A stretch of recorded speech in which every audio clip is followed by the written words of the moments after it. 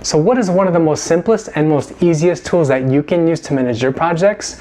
It's the work breakdown structure, and we're talking about that in today's video.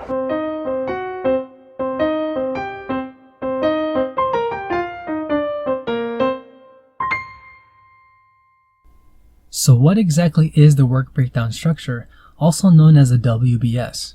When I first heard the word, the WBS, I was completely confused by the acronym because I had never heard of it before and I didn't have a clue as to what it meant. I was an entry-level engineer at the time, leading the development and the testing of a software application, and someone had asked me, "Hey Alvin, can you create a WBS so our team can understand what exactly it is that we need to work on?" So let's take the time to talk about what exactly it is and what it is not. The WBS is not a software tool, and it definitely is not a schedule. On the other hand, the WBS is a graphical tool which shows all of the work that is required to complete your project. It can be thought of as the building blocks to help create your project schedule and your timeline.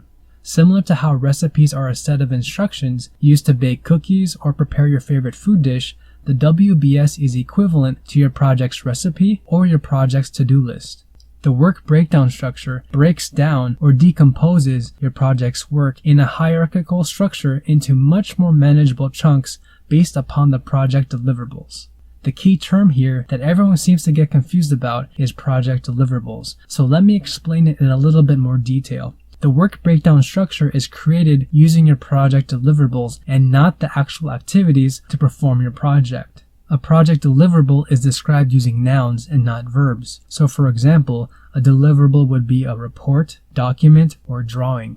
A project deliverable, however, would not be write the documentation or finish the drawings. So when you create the WBS, you want to write out what the end product or the project deliverable would be and not the steps to produce it. Now you might be asking yourself, so how exactly do I create it? You want to create your WBS during the planning phase of your project with input from everyone on your team. Remember, this is not meant to be created by yourself. You create the WBS after your project has been approved by your sponsor and after you've collected all of the requirements and defined the scope of your project. Your WBS will look something like this in a graphical format. The WBS is broken down into a hierarchy of 3 or more levels of your project's work. The first level is your project name, and then you break down the project into smaller categories. You ask yourself and your team, what work do we need to perform in order to complete our project? The second layer can be organized in different ways. It can be phases such as concept, feasibility, design, manufacturing, or testing.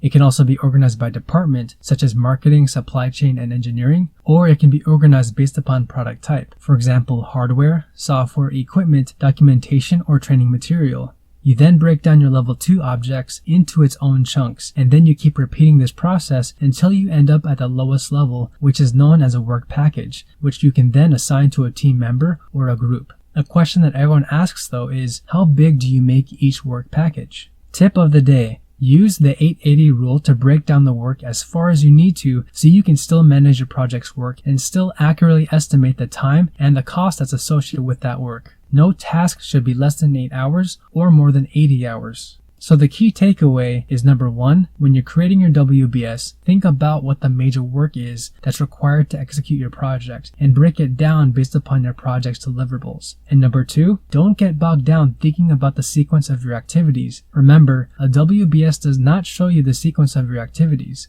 Use your WBS to help create your project schedule. Question of the day for you. Have you ever used the work breakdown structure to manage your projects before? Let me know in the comments section below. Also, please let me know what are other topics in project management that you're struggling with that you'd like me to cover in future upcoming videos. Be sure to stay tuned for next week's video where we'll go through an example of creating an actual work breakdown structure so you can crush and pass your CAPM and PMP exam.